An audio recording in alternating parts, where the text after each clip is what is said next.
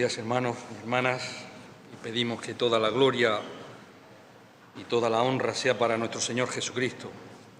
Vamos a leer la porción de las Escrituras que se encuentran en Mateo 23. Con esta tercera sección terminamos la hipocresía religiosa. Estamos estudiando el Evangelio de Mateo versículo por versículo y ya llegamos a este pasaje, ya llegamos a estos versículos. Esta mañana llegamos hasta el final del último ay. El último ay de nuestro Señor Jesucristo contra los escribas y los fariseos.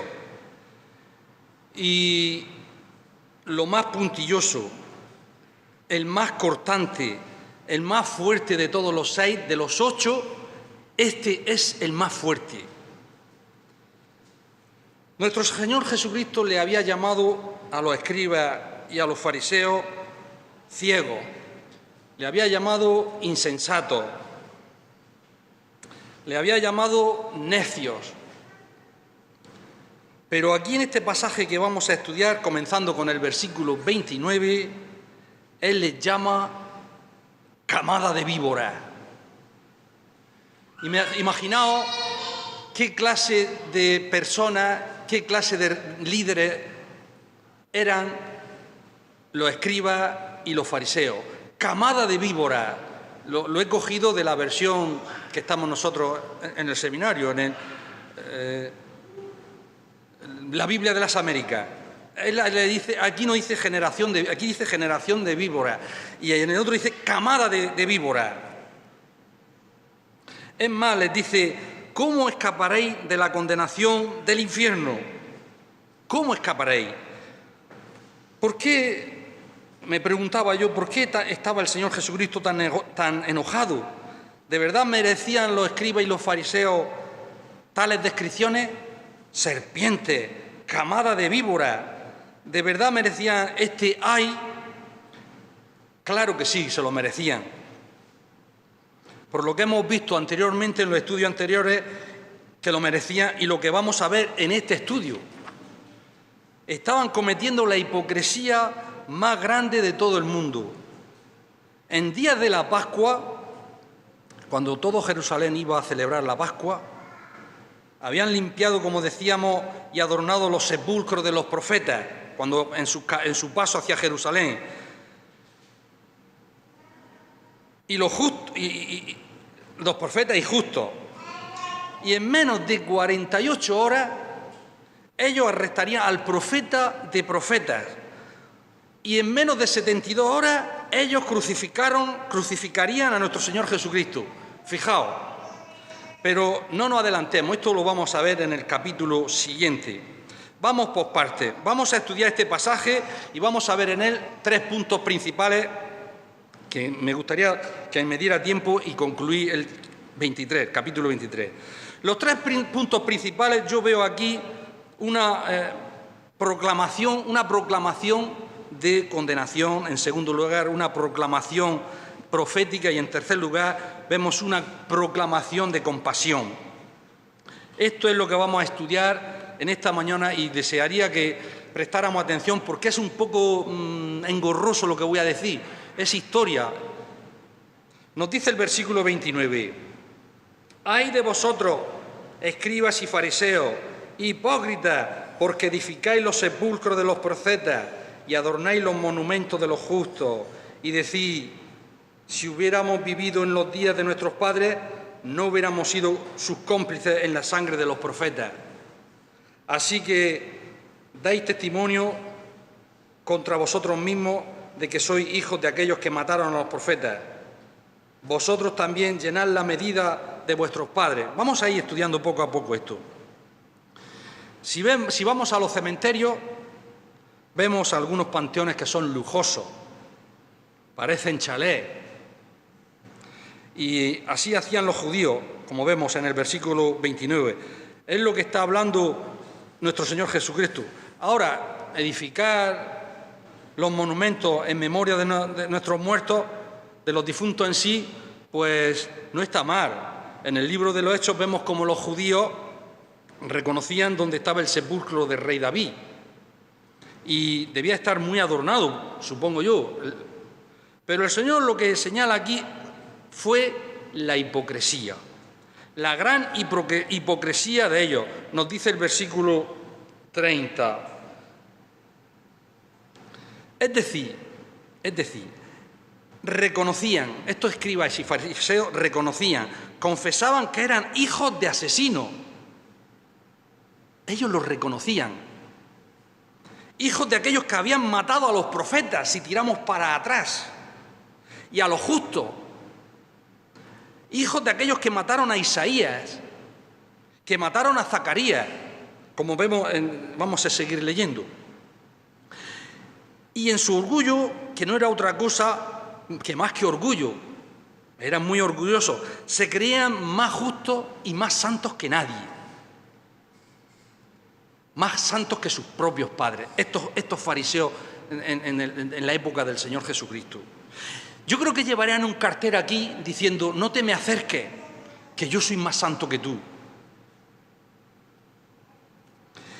Y que si ellos hubieran vivido en el tiempo de ellos, estos judíos en el tiempo de aquellos, no hubieran cometido asesinato. Ellos no, estos no. Pero la verdad es que ellos los asesinarían también. Y la verdad es que ellos tenían a esos profetas en sus escritos, los tenían en sus profecías, pero estos fariseos, estos escribas, no les creyeron. No creyeron en Isaías 53, no creyeron en Isaías 61.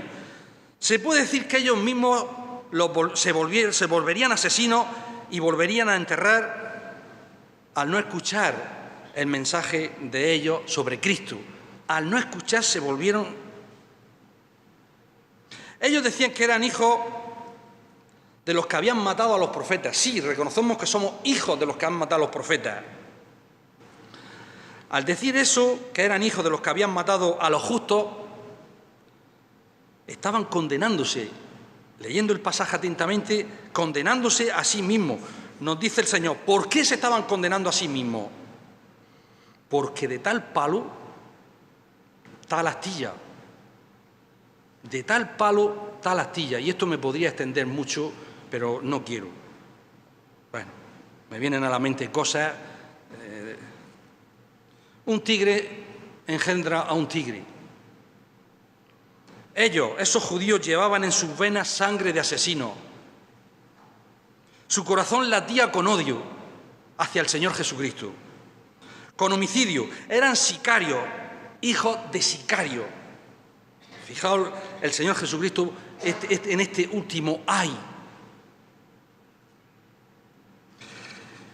Nuestro Señor sabía que ya había sido, estaban en el templo, era la Pascua, estaban en el templo, y el Señor Jesucristo le habla públicamente a los escribas y a los fariseos. El Señor ya sabía que habían hecho el trato con Judas Iscariote con 30 piezas de plata. Y lo iban a traicionar. El Señor ya lo sabía, y Él le estaba hablando, pero el Señor ya lo sabía. Y así lo dice el versículo 32. Vosotros también llenad la medida de vuestros padres. Si vosotros sois iguales que vuestros padres, de tal palo, tal astilla, sois iguales.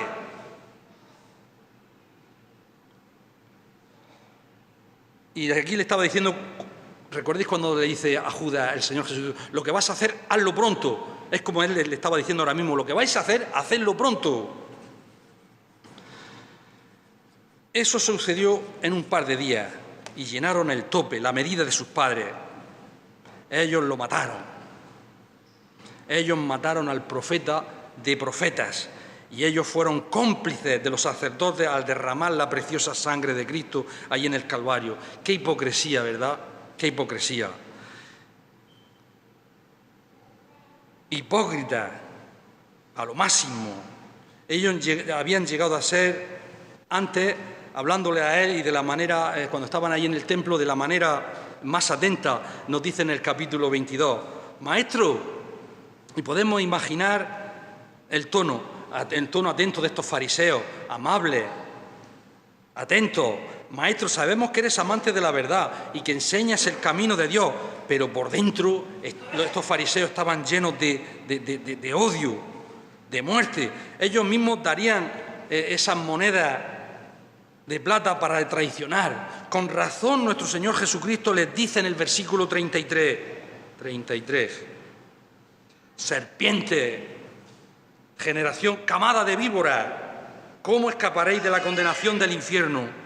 Por eso el Señor Jesucristo se los dice, serpientes, camada de víboras. Serpientes le está diciendo que eran astutos, le estaba diciendo que eran crueles, venenosos, como la serpiente que engañó a Eva. Generación de víboras. Muy interesante esta expresión. Podríamos traducirla como algo así como he dicho, camada de víboras, es lo que traduce la Biblia de las Américas. Y en una maldición final Jesús exclama en el versículo 33, generación, camada de víboras. Serpiente es una palabra general para todo tipo de culebra, es una serpiente, venenosa o no venenosa, una serpiente. Pero víbora se refiere a reptiles que ya son venenosos, que vivían en las regiones desérticas de Palestina. Tú ibas por el campo, necesitabas leña y veías allí, pues esto es una rama. Porque estaban muy quietas y alguien buscando leña para hacer una fogata recogía sin darse cuenta no un leño, sino una víbora. Eran similares a las ramas del mismo color, se mimetizaban con el suelo. No cogían un palo, sino una víbora, y aquello resultaba mortal cuando lo tocaba, como le sucedió a Pablo en la isla de Malta, ¿lo recordáis? Esa víbora era mortal para Pablo, pero Pablo no sufrió ningún daño. Cogió una rama, le mordió y no le hizo ningún daño. Y los supersticiosos de aquel lugar decían, bueno, esto es un dios, no le hace nada. Estaban esperando que a Pablo le pasara algo, pero no le pasó nada. Dice, pues este hombre es un dios. Las víboras tenían la reputación de ser mortales y engañosas, como he dicho. Jesús les llamó a los escribas y fariseos camada de víboras, y con esto le estaba diciendo que eran tanto perversos como mortales, perversos y mortales. Eran una camada de serpientes. Y así les llama nuestro Señor Jesucristo a los fariseos, a esos líderes judíos que eran como serpientes venenosas, ni más ni menos. Yo me lo imagino a esos fariseos con sus turbantes, con sus túnicas ahí lujosas, con sus ojos brillantes, con esas miradas que matan y listos para morder a nuestro Señor Jesucristo. Estaban listos. Pero qué valiente era nuestro Señor Jesucristo delante de todo aquello, hablando delante de todas las multitudes, en el templo y delante de toda aquella sarta de hipócritas, de fariseos, de escribas, de saduceos. Qué valiente era nuestro Señor Jesucristo. Claro que también fue muy valiente cuando vino a la tierra a irrumpir en la tierra y a morir por nosotros, siendo hombre. Era muy valiente nuestro Señor Jesucristo. Y les reprende delante de toda la multitud y les dice, yo no me atrevería a ir a una denominación que sé que es mentira todo lo que está pasando allí, todo lo que están diciendo y todas las doctrinas que llevan.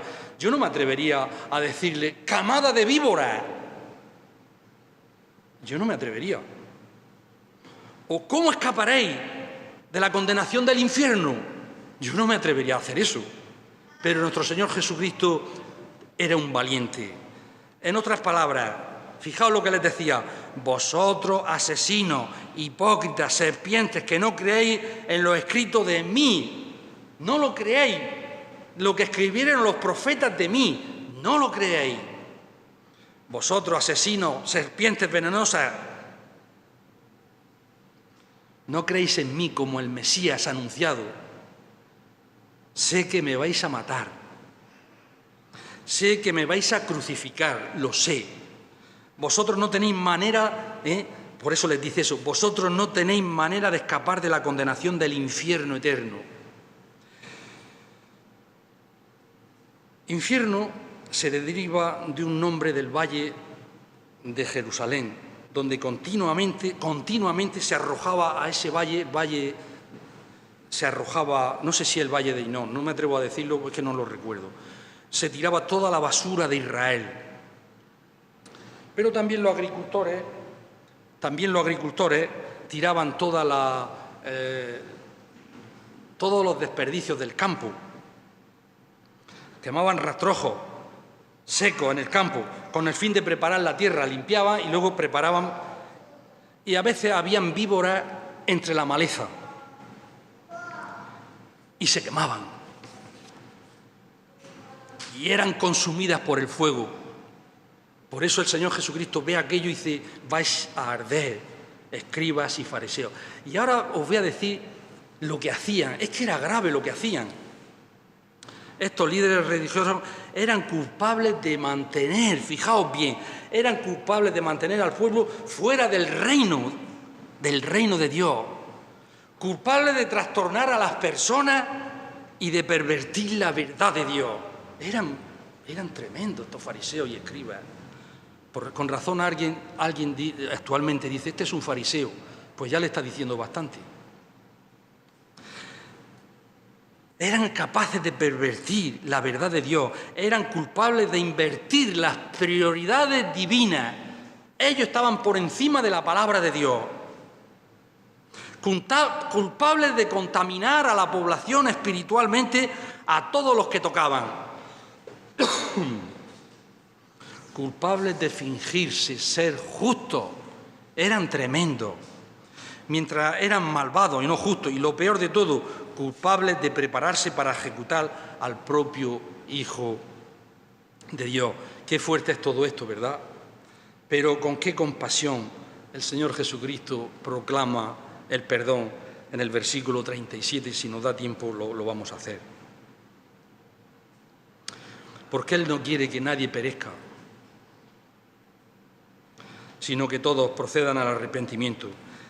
Incluso el amor del Señor Jesucristo a pesar de que eran tan malos y eran camada de víboras, amor por estos fariseos y escribas, amor por ellos les tenía el Señor. Y es de notar aquí, en contraste con algunos teólogos y algunas denominaciones, en contraste. Nuestro Señor sí creía en el infierno eterno. Y por amor a ellos, Él menciona tanto este lugar. De todos los profetas, de todos los predicadores de la Biblia, Cristo es el que más menciona y advierte de ese lugar tan terrible. Y es por amor que Él lo hace y se lo dice. Él no quiere que seamos echados en ese horno de fuego eterno. Y más que con valentía, con autoridad, la autoridad de Dios mismo, nuestro Señor continúa una proclamación profética. En el siguiente versículo, en el 34, por tanto, he aquí, yo os envío profetas y sabios y escribas, y de ellos a unos mataréis y crucificaréis, y a otros azotaréis en vuestras sinagogas. Fijaos, el yo del versículo 34 es muy importante, y es interesante notar el pasaje paralelo que se encuentra en Lucas 11, lo voy a buscar yo, Lucas 11:49 nos dice: por eso la sabiduría de Dios también dijo: les enviaré profetas y apóstoles, y de ellos a unos matarán y a otros perseguirán. Es decir, si el Señor ya estaba anunciándolo. Nos habla de lo mismo en este pasaje paralelo. Pero vemos qué palabra usa nuestro Señor. Cristo dice, en su sabiduría, dice el versículo. Cristo es entonces la sabiduría de Dios. Cristo es Dios mismo. Y que manda a los profetas, fijaos, manda a los profetas. Él es el que manda a los sabios y a los buenos escribas, como Dios envió a Esdras, un escriba maravilloso. Él mandó a Nehemías, envió a apóstoles que después predicarían el Evangelio. Fijaos los que Dios envió, pero a muchos matarían y a muchos perseguirían esta gente. Otros escribieron las epístolas en el Nuevo Testamento, y así como él profetizó que los matarían, que los apóstoles serían azotados, así pasó. Así pasó. Lo leemos en el libro de los Hechos. Leemos de Esteban. ¿Quién martirizó y mató a Esteban?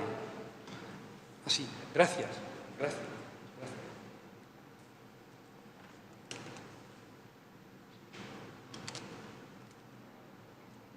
Gracias de nuevo.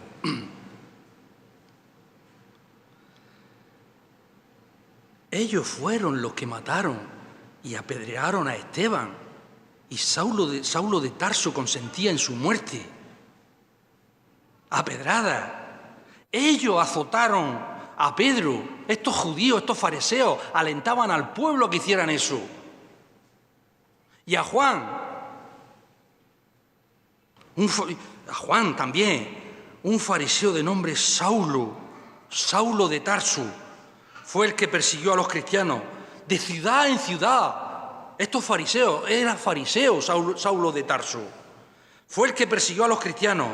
Y esto demuestra que nuestro Señor sabía el futuro, hermano. Él sabía el futuro, por eso en el versículo dice: haréis esto y haréis lo otro, yo lo sé. Claro, él estaba diciendo lo que iba a pasar y lo que sucedió. Él es el Dios omnisciente, sabe todas las cosas. Él sabía exactamente lo que sucedería al final de esa semana. Recordad que estamos me parece que estamos en jueves. Me parece que estamos en jueves. Al final de esa semana, el viernes lo crucificarían. Él sabía lo que pasaría con los discípulos en los próximos meses. Y Él sabe lo que nos va a pasar a los cristianos en los próximos meses, en los próximos días, en los próximos años. Él lo sabe perfectamente. Él tiene el control de nuestras vidas. Él tiene el control de la historia, pero también tiene el control de nuestras historias personales para cada uno de nosotros. Él sabe lo que va a pasar. Él sabe de nuestras tribulaciones, hermano.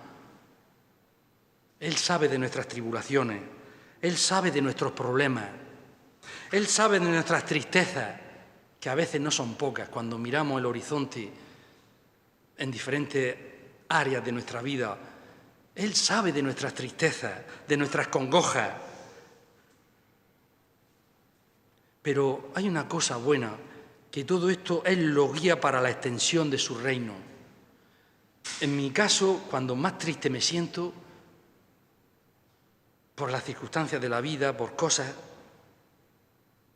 más oro al Señor, más me aferro a Él, por ser incomprendido.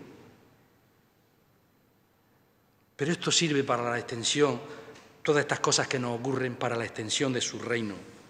Eso también nos demuestra el gran amor de Dios hacia su pueblo, un pueblo rebelde, aunque eran en aquellos los fariseos, escribas, saduceos y también el pueblo, eran tan obstinados, tan rebeldes, tan pecadores, aunque él sabía lo que iba a pasar, que rechazarían el Evangelio y rechazarían al Señor, el mensaje. El problema es que rechazaron el mensaje y rechazaron al mensajero, pero le seguía enviando mensajeros para darle buenas noticias, la salvación de que había nacido en la ciudad de Belén un Salvador, que es Cristo el Señor, pero ellos lo rechazaron. Y es triste lo que voy a decir. Es más, como digo, los persiguieron de ciudad en ciudad, a rechazar tantos mensajes, a tener tantas oportunidades y desaprovecharlas, y mataron a que era el mensajero de Dios. Los judíos entonces quedaron sin excusa. No les quedó más que recibir el castigo. Fijaos, la rebeldía de su asesinato. Fijaos en el versículo 35. Para que venga sobre vosotros toda sangre justa que se ha derramado sobre la tierra, desde la sangre de Abel, el justo, hasta la sangre de Zacarías, hijo de Berequías, a quien matasteis entre el templo y el altar. Abel, como se ha comentado esta mañana, fue el primer mártir de toda la historia. Su hermano Caín lo mató por envidia, porque Dios se había agradado del sacrificio de Abel. Tenía que ser un sacrificio con sangre, de lo que Dios había pedido, no de lo que yo quiero entregarte en la ofrenda. Se había agradado del sacrificio de Abel. ¿Cuál fue el sacrificio de Abel? ¿Se acuerdan qué sacrificó en el altar? Pues fue un cordero, una oveja, de los primogénitos de su oveja. Abel era justo porque creía en la oveja de Dios que quita el pecado del mundo. Abel era un profeta ya desde Génesis, como estaba comentando esta mañana Adolfo, porque él predicaba ya y compartía la verdad del sacrificio de Cristo que vendría años y años y años después. Aquí habla de Zacarías, de Berequías, no quiero entretenerme en eso. Berequías es el último registrado en los libros de los judíos. El asesinato de este profeta, Zacarías, fue de lo más terrible y vil. Los líderes judíos mataron a Zacarías, fijaos qué osadía, entre el templo y el altar, el lugar más santo, allí en el altar, en el templo. Y en su odio y obstinación y rebeldía, mataron al profeta ahí, justo en el altar, detrás del templo, allí mismo lo mataron. No tuvieron escrúpulos. Y de seguro los judíos serían castigados por todos los que martirizaron, porque realmente eran unos asesinos. Hijos de asesinos. Nuestro Señor se lo recalca en el versículo 36. De cierto os digo que todo esto vendrá sobre esta generación. Todo lo que estáis haciendo os va a pasar a vosotros. Ellos persiguieron a los apóstoles. Años después, fijaos que el Señor no olvida las cosas. Años después, los romanos, al mandato del general Tito, destruyeron a Jerusalén, donde mataron ellos al Señor Jesucristo. En el año 70, 40 años después, la profecía dice que no quedó piedra sobre piedra. Fijaos, los que mataron al Señor Jesucristo. Destruyeron Jerusalén, nos dice la profecía. Los romanos mataron a muchos judíos y a los demás los dispersaron. Eso fue en el año 70, 30 años después de que mataran a Jesucristo en la cruz.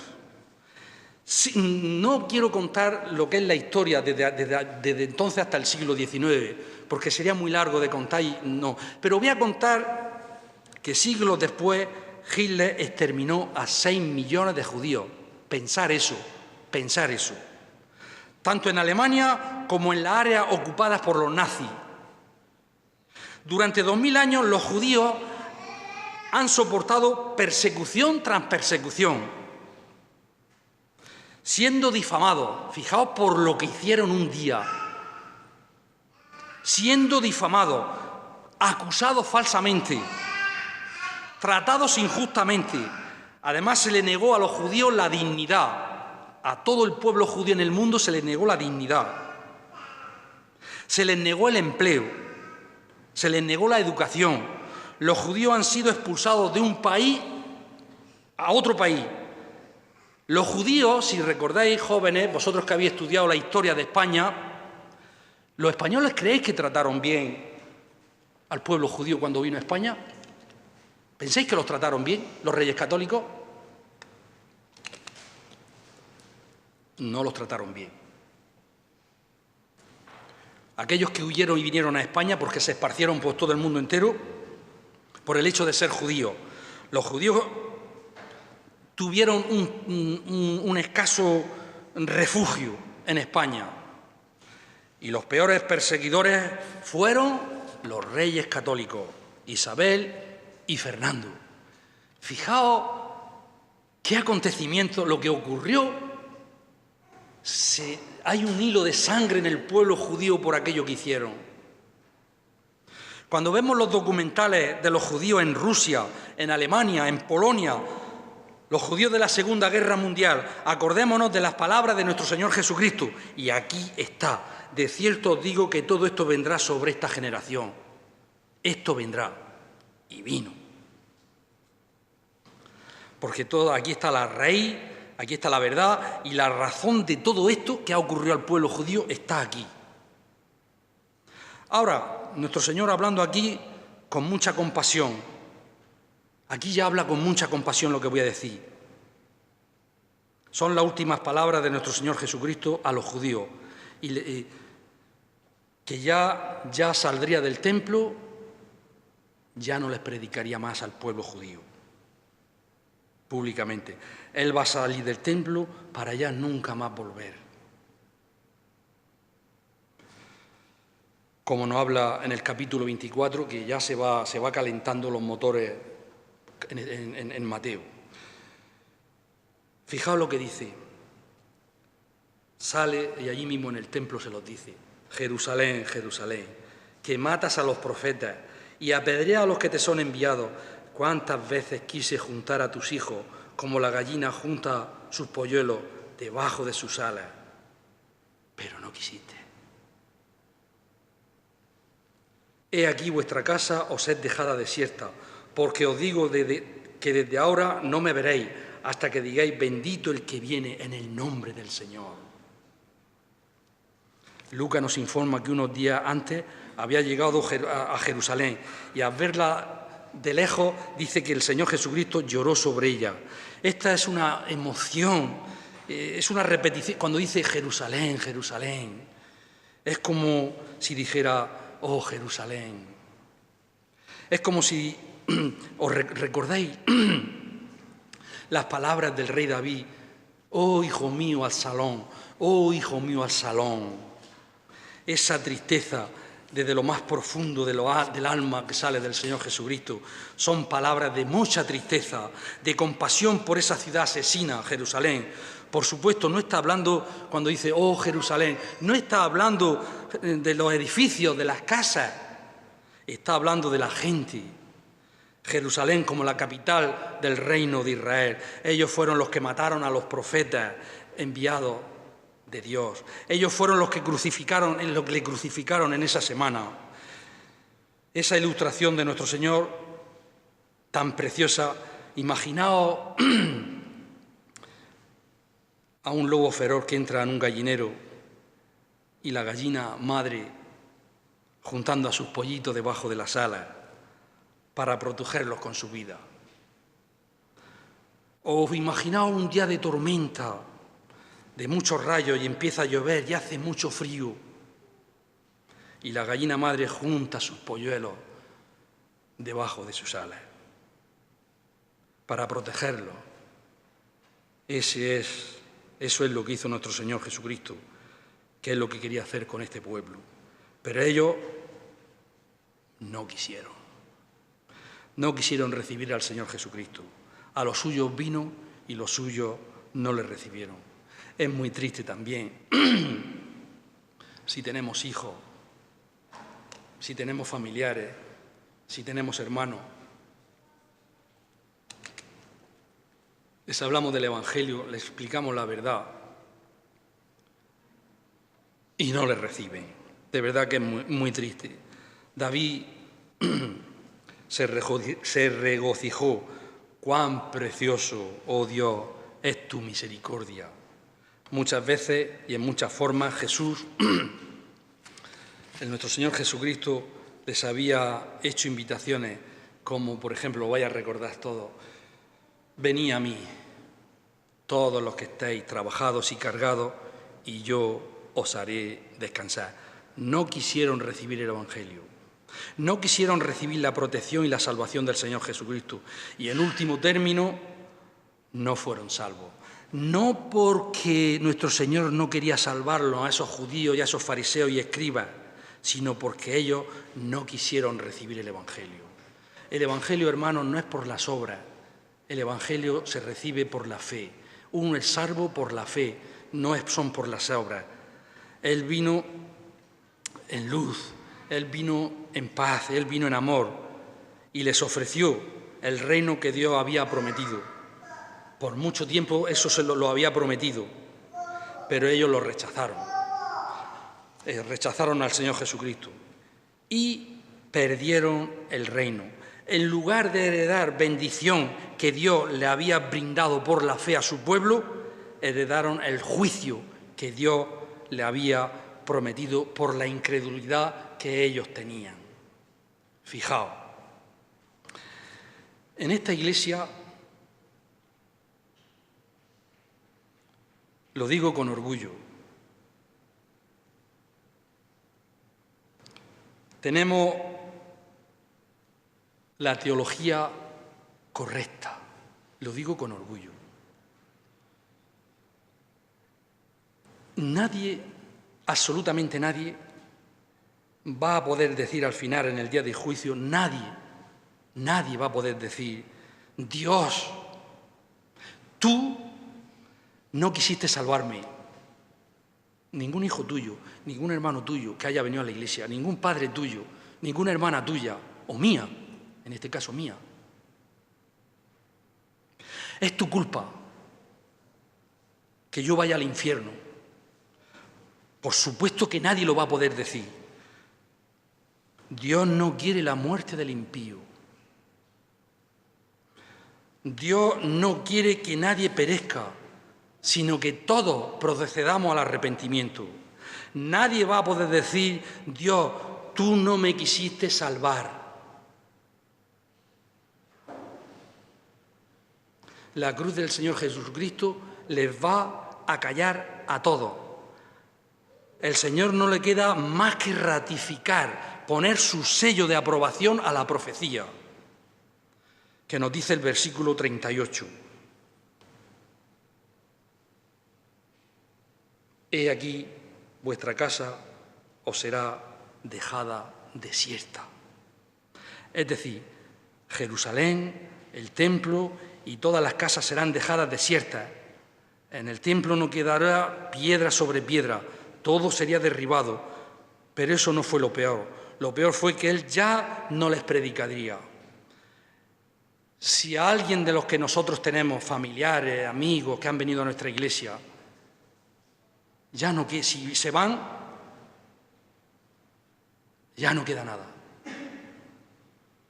Ya no queda nada.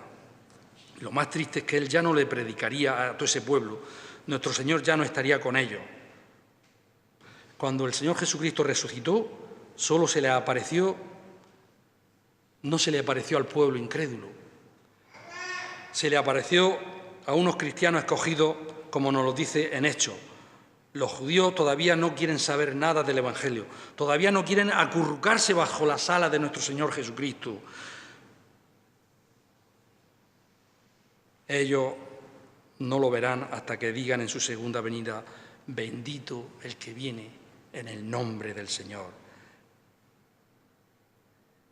Pero será demasiado tarde.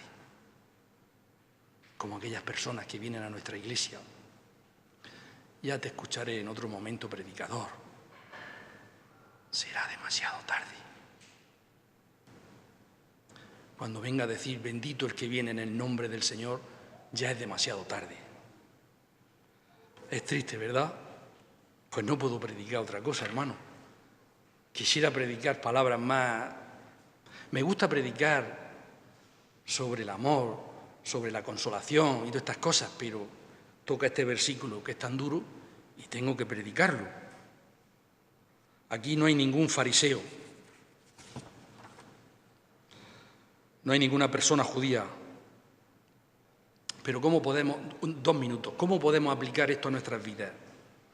Ahí tengo varias lecciones, pero solamente una. Por ejemplo, no debemos ser orgullosos pensando que somos mejores que los demás. Yo no soy como eso, mis padres desde el antepasado, yo no soy como eso. Pensando que somos mejores que los demás, o que seamos más santos que los demás, como estos judíos pensaban que eran mejores que aquellos que sus padres. O como he dicho antes, o que llevemos en nuestra frente un letrero que diga: no te acerques, que soy más santo que tú. No seamos así. Yo no hubiera caído en ese pecado como esa persona. Yo no hubiera caído. Ese ha caído, pero yo no. Hermano, mucha humildad. Es más, si yo hubiera sido él, yo no hubiera hecho eso. Él lo ha hecho, pero yo no. No sabemos, no conocemos todos los factores. No juzguéis. A lo mejor tú no caes en esas tentaciones de ese hermano y problemas de los demás, pero caes a lo mejor en peores pecados. Mejor que no juzgues y humíllate. Y humíllate. Asegúrate también de que tenemos la manera de escapar del infierno. ¿Cómo escaparéis de la condenación del infierno? Les dice nuestro Señor a los fariseos: ¿qué estamos haciendo nosotros? ¿Cómo vamos a escapar del infierno? ¿Qué bases, qué promesas tienes para estar seguro de que si mueres hoy vas a entrar al cielo, a adorar a Dios? ¿Qué base? Pues, amados hermanos, espero que todos estemos confiando en nuestro Señor Jesucristo. Tengo más aplicaciones prácticas, pero no las voy a decir porque no quiero pasarme del tiempo. Que el Señor os bendiga. Padre Celestial, te ruego que perdones todos nuestros pecados. Te ruego, Señor, que vayamos delante de tu presencia con un corazón limpio y puro. Señor, no queremos ser o decir como aquellos que no eran como sus padres. Perdónanos, Señor, cada mala interpretación, malas cosas que tenemos, Señor. Ayúdanos, Señor, a comprender un poquito más este mensaje tan torpemente dicho por un servidor. Despídenos, Señor, con tu paz y tu bendición a nuestros hogares y tráenos con bien, Señor, la semana que viene, que sigamos adorándote, bendiciéndote y leyendo tu palabra, Señor, como ha dicho nuestro hermano, a lo largo de la semana. Amén.